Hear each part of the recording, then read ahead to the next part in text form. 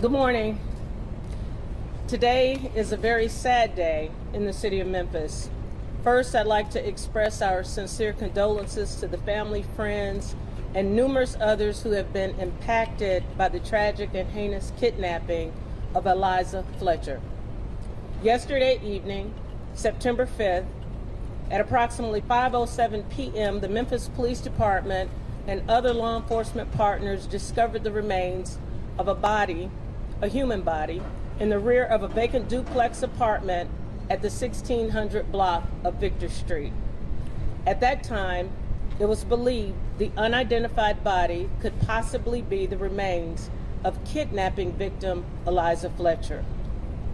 Further forensic investigation by the MPD traffic unit positively identified the body was, in fact, Eliza Fletcher.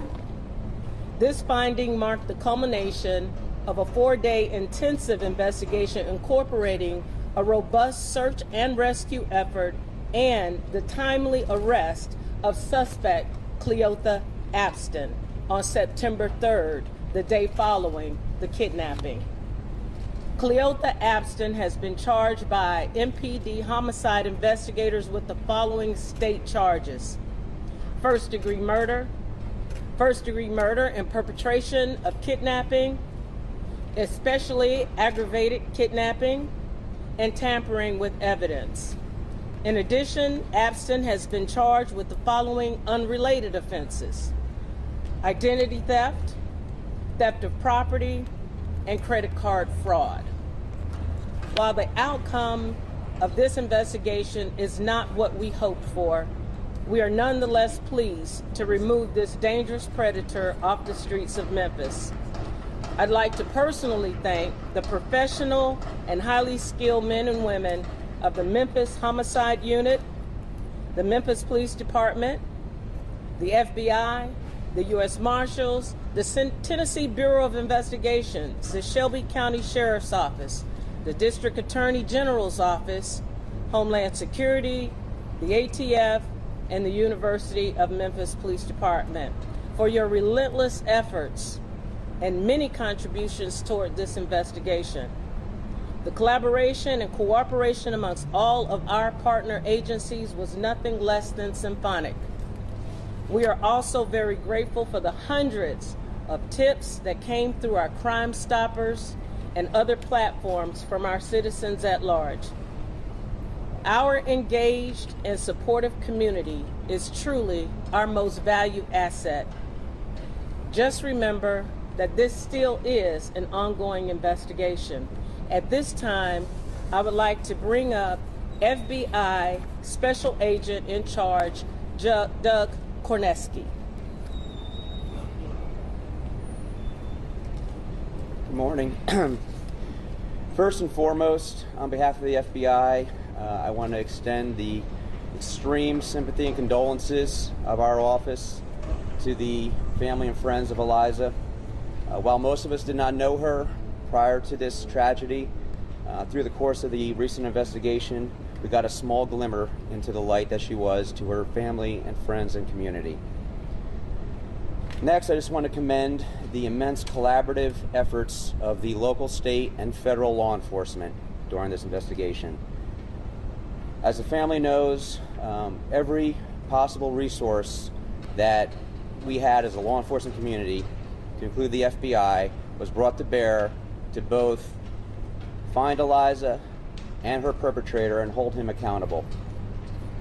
And then simply lastly, I just want to thank the community for their support during this investigation, the many tips and leads that we received.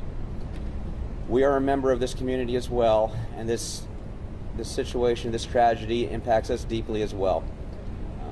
So with that, I just again want to thank the community. Next, I will be followed by the Acting Assistant Special Agent in Charge, Ollie Roberts from ATF.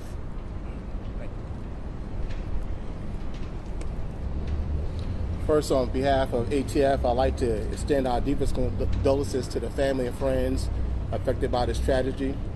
No resources were spared to locate and arrest the individual responsible for this incomprehensible violent crime. ATF utilized resources such as assigning special agents, our canine and utilizing the E-Trace database. We also utilize our expertise as we work with our state and local partners to bring about justice to the family and friends in reference to this tragedy. I would like to bring next up U.S. Marshal Tyrese Miller. Thank you. Good afternoon. On behalf of the United States Marshal Service, we certainly want to extend our sincere condolences to the family of Eliza Fletcher, her friends and family, and those that knew her. As I understand it, she touched many lives, and it's certainly a loss. As I've said on numerous occasions, the Marshal Service has a very unique relationship with the Memphis Police Department. At any time they call, we're there to assist. We were glad to receive that call on Saturday when a suspect had been identified. We then went about finding the suspect vehicle in question, as well as the suspect himself. He was spotted, the vehicle was spotted in an apartment complex, and we also conducted surveillance on him. And then when he tried to make a move, we went in and made the arrest safely, and took him into custody and turned him over to the custody of the Memphis Police Department. And after that, we also participated in the search efforts to find Ms. Fletcher all day Sunday and all day Monday. And as has been stated, it was not the outcome we were looking for. We were dedicated and committed to continue those search efforts and assist our partners until she was found.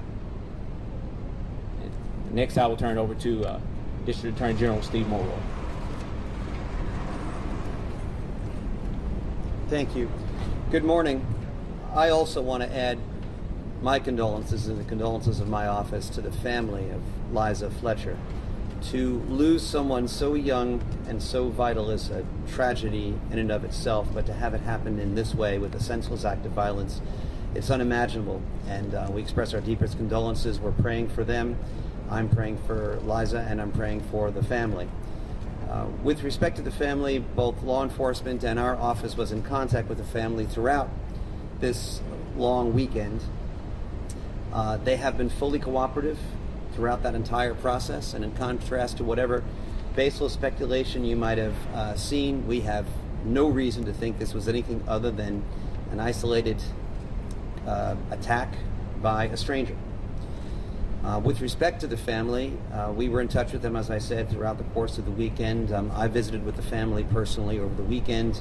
I also visited them this morning when we had terrible news to deliver to them. And I have a message from the family that I want to express to all of you, the public, but also the media. Please respect their privacy. Please allow them to grieve. At an appropriate time, they will be making a statement. I believe a written statement will be forthcoming, but we really do ask that you avoid intrusive questioning and respect their privacy.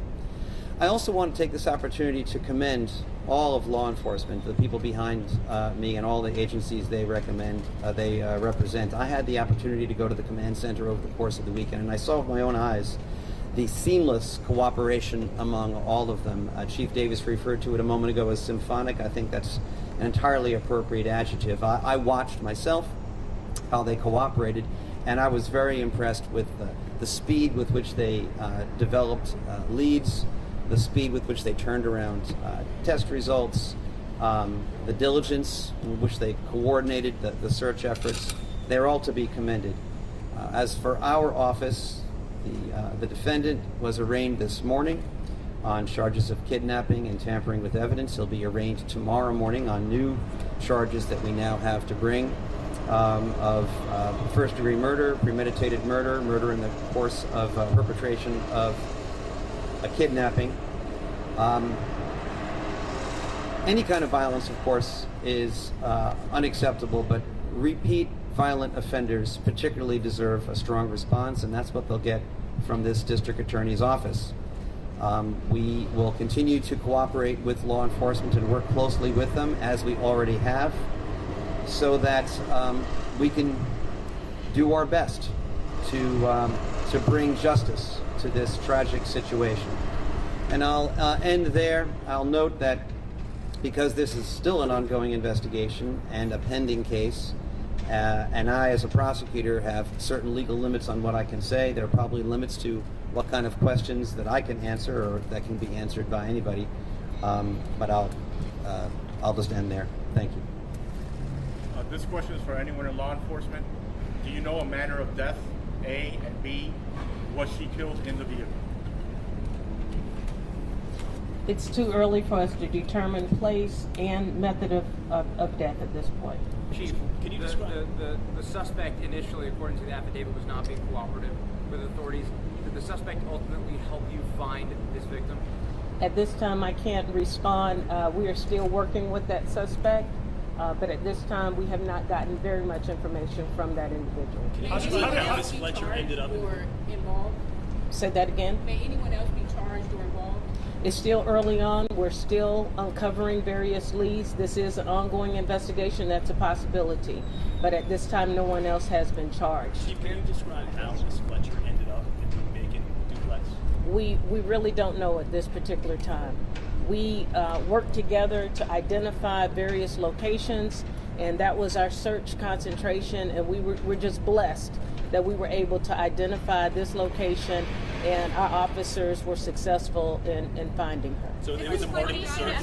That's it. Thank All right, you. thank you all for the questions. That's all the information that we have right now. You can send them to the PIO's office if you have any additional questions, and we'll address them there. Thank You're you. looking into an incident at the University of Memphis with runners there being deserted and harassed. Does this have anything possible to do with that?